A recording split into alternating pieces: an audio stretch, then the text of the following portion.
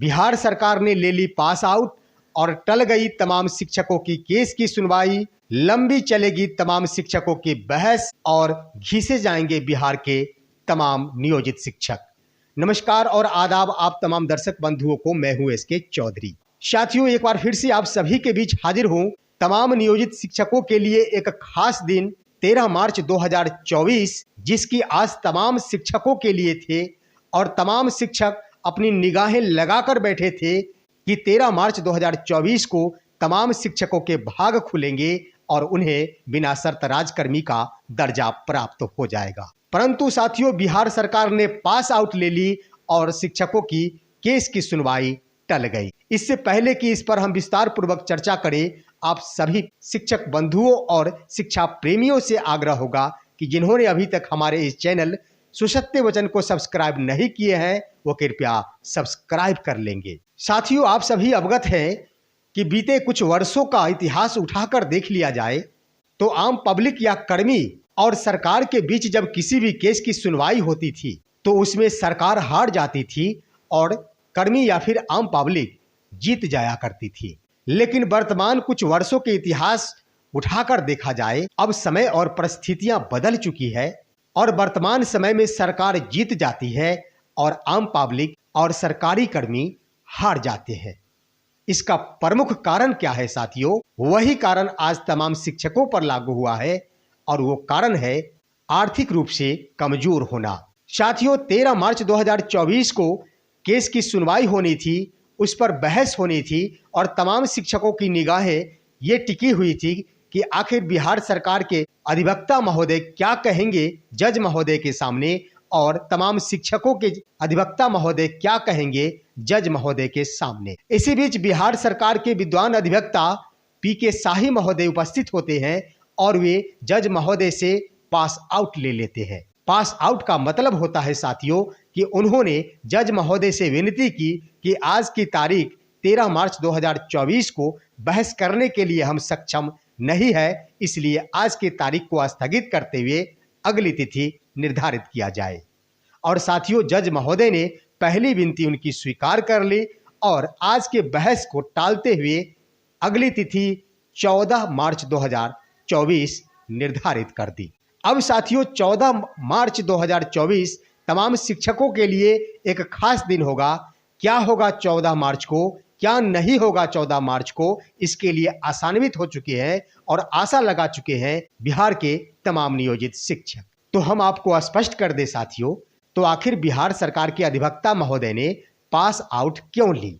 साथियों, इसका सबसे प्रमुख वजह है आर्थिक रूप से शिक्षकों को कमजोर करना। बिहार सरकार भली भांति ये जानती है कि तमाम नियोजित शिक्षक आर्थिक रूप से काफी कमजोर है, क्योंकि पैसों के लिए ही तमाम नियोजित शिक्षक 20 वर्षों से संघर्ष करते आए हैं और संघर्षों के बाद भी जब हमने दिया ही नहीं है तो शिक्षक आखिर आर्थिक रूप से मजबूत कैसे हो सकते हैं।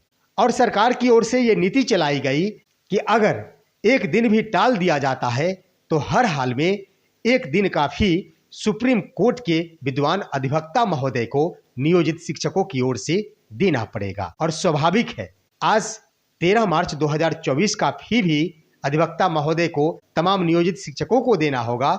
इसके अलावे 14 मार्च को सुनवाई होगी, इसका फी भी चुकाने पड़ेंगे।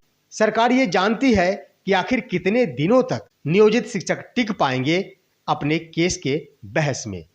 साथियों, आप सभी जान लें कि 13 मार्च 2024 अगर बहस के दिन निर्धारित हो गए हैं तो इसका ये अर्थ नहीं कि 14 मार्च 2024 को अंतिम रूप से जजमेंट तमाम शिक्षकों के पक्ष में आ जाए।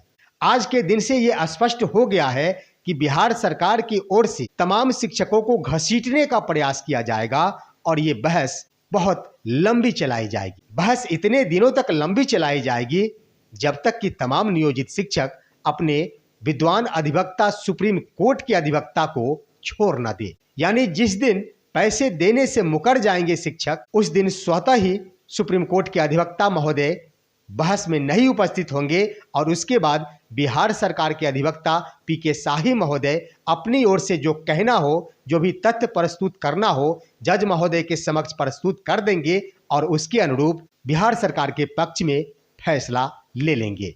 साथियों, इसके संबंध में हम बता दें कि आखिर सुनवाई लंबी चलेगी तो कब तक चलेगी। साथियों, आप जान लें कि अगर सुनवाई चलती है तो कम से कम उतने दिनों तक बहस जरूर चलेंगे जब तक बिहार विद्यालय परीक्षा समिति द्वारा सक्षमता परीक्षा का रिजल्ट घोषित नहीं कर दिया जाता।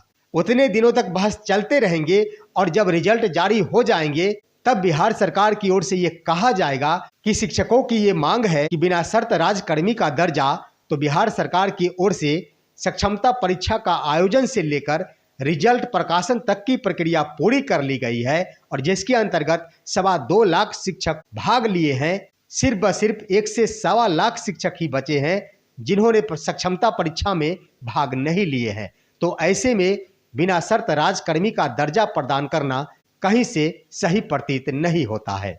लेकिन साथियों, बिहार सरकार और बिहार सरकार के शिक्षा विभाग वर्षों से तमाम शिक्षकों को मूर्ख समझती रही है और आगे भी मूर्ख समझने का प्रयास करेंगे। लेकिन हकीकत आप जान ले साथियों कि आखिर विद्वान अधिवक्ता भी अगर कोई बने हैं तो ये देन है कोई ना कोई शिक्षक का, और जज महोदय भी कोई बने हैं तो ये देन है किसी न किसी शिक्षक का। लोग घमंड में इस बात को स्वीकार कर लेते हैं कि अगले मूर्ख है और हम तेज हैं। बिहार सरकार अगर डाल डाल चलेगी तो बिहार के तमाम नियोजित शिक्षक भी पात पात चलेंगे, क्योंकि शिक्षकों के दोनों हाथ में लड्डू है। और हमने कल के वीडियो में ये स्पष्ट कह दिया था, चाहे कितने भी कोशिश कर ले बिहार सरकार, चाहे कितने भी आर्थिक रूप से कमजोर करते हुए अपने पक्ष में बिहार सरकार फैसला क्यों न ले ले, आखिर अंतःगत्वा जीत होगी तो नियोजित शिक्षकों की। क्योंकि अगर जीत जाते हैं नियोजित शिक्षक तो बिना शर्त राजकर्मी का दर्जा मिलेगा, साथ ही साथ समान काम समान वेतन का लाभ भी मिलेगा। अगर हार जाते हैं बिहार के तमाम शिक्षक तो सिर्फ व सिर्फ 1 लाख शिक्षकों को सक्षमता परीक्षा में बैठना होगा और उनको बैठने के उपरांत समान काम का समान वेतन भी मिलेगा। तो क्या हर्ज है? आखिर कर ले प्रयास बिहार सरकार जितना करना हो, उधर तमाम नियोजित शिक्षक भी अपने कमर कस के तैयार है कि जहां तक चलेंगी बिहार सरकार वहां तक जाएंगे बिहार के नियोजित शिक्षक। तो साथियों, चलते चलते अंत में हम बता दें कि बिहार सरकार तमाम नियोजित शिक्षकों को घसीटने का प्रयास करेंगे और ये बहस लंबी चलाने की प्रयास करेंगे, लेकिन तमाम शिक्षकों को घबराना नहीं है।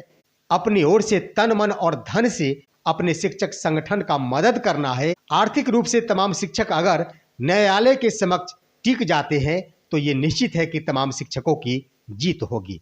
साथियों, तमाम शिक्षकों की लड़ाई अब पटना तक ही सीमित नहीं, सुप्रीम कोर्ट तक हो गई है।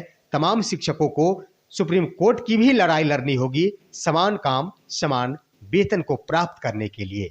तो अभी से अपना मन बना लेना चाहिए, ये अंतिम लड़ाई है और एक अवसर मिला है तमाम शिक्षकों को समान काम समान वेतन पर लड़ने के लिए। तो ऐसे सुनहरा अवसर को अपने हाथों से नहीं गंवाने दे और एक मत होकर अपने शिक्षक संगठन का सहयोग करे और अपनी जीत भी सुनिश्चित करे। साथियों, मंगल कामना के साथ आप तमाम शिक्षकों को हम यही कहेंगे कि 14 मार्च 2024 आप सभी के लिए उज्जवल हो और 14 मार्च को ही तमाम शिक्षकों के पक्ष में बिना शर्त राजकर्मी का दर्जा प्राप्त हो जाए, साथ ही साथ समान काम समान वेतन के रास्ते खुल जाए। साथियों, इन तमाम बिंदुओं पर आप सभी का क्या कहना है वो आप हमारे कमेंट बॉक्स में अवश्य बताएंगे।